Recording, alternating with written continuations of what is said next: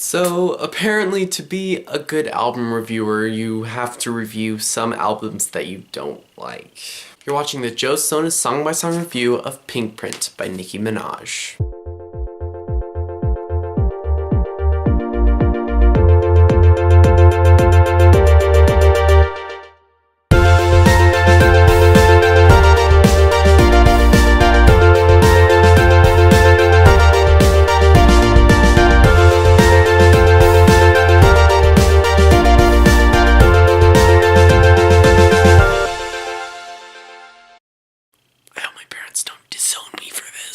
So Onika Tanya Mirage was born in the Caribbean country of Trinidad and Tobago, but raised in New York. She pretty much started from nothing. Started from the bottom now. I mean, she played clarinet in middle school. She said she got fired from 15 jobs because she was too rude to the customers and her father was an alcoholic. She tried to be an actress at first, but once that failed, she started to rap with a few small groups in New York. It wasn't until 2010 when Pink Friday topped the charts. Just to give you some of the background to tell you like where she's coming from when she's writing this music. So the first song in the album is called All Things Go. I have to say, some of the rhymes were pretty clever. There were some deep metaphors about betrayal, family, and loss, but some of the metaphors were just stupid. And by the end, she starts babbling about stuff no one cares about, and the song is way too long. But despite that, it's not a bad song comparatively. The second track is called I Lied. Pretty simple meaning about how she said she didn't want someone, but she really did,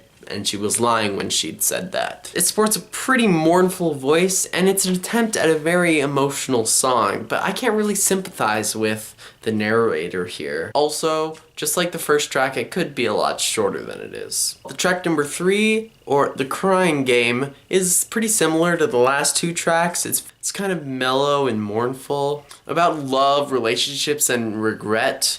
More specifically about how she's abusive to her boyfriend, but she still wants him to stay. Not much else to say about that one. Number 4 is called Get On Your Knees, featuring Ariana Grande. It has weird, muted synth sounds, and that's what I noticed on the past 3 tracks. Muted synth. And basically the meaning is pretty self-explanatory. If you want my love, you better beg for it. Lots of reverby percussion, and I really like Ariana's voice in this one. My favorite parts of the song were when Ariana was singing, but not too fond of this track overall. Next one is called Feeling Myself, featuring Beyonce, and I don't know what you're doing in this one, Beyonce. You're way better than this. I could barely get through it. It was about, you know, the usual love, sex, and feeling yourself sexually. It has a very repetitive chorus, and it's not a very good representation of Beyonce's incredible voice, with unattractive, uninspired vocal sounds that were just... No. Stop. Stop. Just cringe. Number 6, I don't have that much to say about this one, only that it was pretty terrible. It's called Only, featuring Drake, Lil Wayne, and Chris Brown. There was constant innuendos and swearing. It's about, you know, lust, love, and sex, you know, things everyone cares about. And it's what you'd expect from Nicki. They have really annoying voices, the guys that collaborated with her. Number 7, called Want Some More. Again, not that much to say about this one. Just another one about, you know, could probably guess. Her voice annoys me in this one, and it has a very weird chorus that I didn't like. And, of course, more swear words and more innuendos. Why would you expect anything different? Next one is called Four Door Offender, and it was slightly better than the rest of them, but still. A lot of experimental, instrumental and vocal sounds, and it's about sex, love, and fame. I know, totally different, right? A refreshing new subject. Yay! Number 9 is called Favorite, featuring Jeremy. His voice is kind of annoying. As you could probably guess, it's about sex and love. Surprise, surprise. Specifically, a guy's had a lot of partners in the past, but she wants to be his favorite. It was hard to interpret this one because I listened to the clean version because my parents would disown me if I didn't. And if you bleep out the swear words, you miss half the song. It is a smidge better than the past 5 songs. Number 10 is by, as in Purchase, A Heart, featuring Meek Mill. Not a lot to say about this one again, about paying for sex. The chorus isn't too bad. I mean, it's pretty catchy and kind of memorable, but it does sound very similar to all the other songs. Number 11 is called Tinny Them Girls, featuring Lunch Money Lewis, and I'm pretty sure if they're being featured in Nicki Minaj's songs, I should know about them, But this Lunch Money Lewis is a great example of how rappers love to unenunciate, or make sure that you can't understand what they're saying, just blah, blah, blah, blah, blah, blah, slurring their words. I'm not sure what Trini means, but I'm pretty sure it has something to do with lust and sex, no doubt. To be honest, this track did grow on me a little bit after a while of listening to it, but still. Number 12 is none other than Anaconda. I'm pretty sure you've heard this one before. It's been on the radio, and there was a video that got like, 100 million views in the first 24 hours. You're probably to have had enough of this song.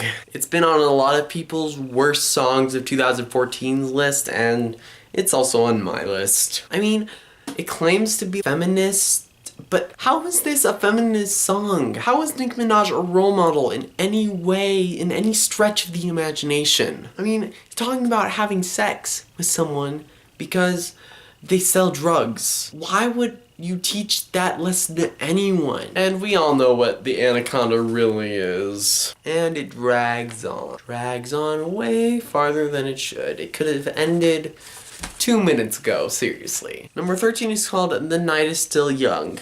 This one has a catchy chorus, and it's a bit more upbeat than the past songs. It's about enjoying life when you're young, and it's not bad. Like, it's one of my favorites, probably. Has a very strong bass, but to be worry-free always, is that a good motto to live by all the time? Not too ranty about this song.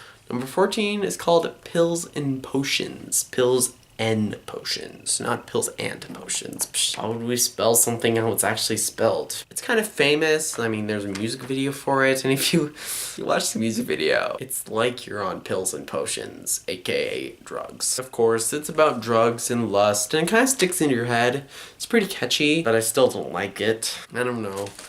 Not a lot to say about this one. Not super memorable, nothing really special. Number 15 is called Bed of Lies, featuring Skylar Grey. And this Skylar Grey person isn't a bad singer, actually. I mean, and it has a much more complex instrumental. What I've noticed through this album is it starts out really simple, just like plain synth melodies and like maybe a beat, but it's gotten progressively more complex. It's about how a guy tricked a girl into loving him, and it's a bit deeper than some of the other ones. And my favorite parts were the singing parts. Sorry, not too fond of your rapping, Nicki. Number 16 is called Grand Piano. It's a deep, calm one to finish things off, kind of like the beginning. It features piano, as the title suggests, with some orchestral sounds. No rapping, which, not a bad touch, I mean, but Nicki does have kind of an annoying voice. Stick to rapping. You're a better rapper than a singer. So, okay. My favorite song was The Night Is Still Young, and my least favorite song was Want Some More. But I was kind of torn for my least favorite song. There were a lot of bad ones on here. But my expectations were a lot lower. I expected a lot worse. I expected everything to be about love and twerking and sex. That's pretty much how it was, but there were some that weren't about that. I would rate this album probably a 40 or 45%, and that's because my expectations were so low. A few songs weren't that bad. So that wraps up my review of Nicki Minaj's Pinkprint, the third studio album by Nicki Minaj. I hope you enjoyed this, and I hope I didn't offend anyone, any of you Nicki fans. Like, you could totally like this music, it's just my opinion. Anyway, Comment in the section below what you thought of this album and if you agree with my review and what album I should review next.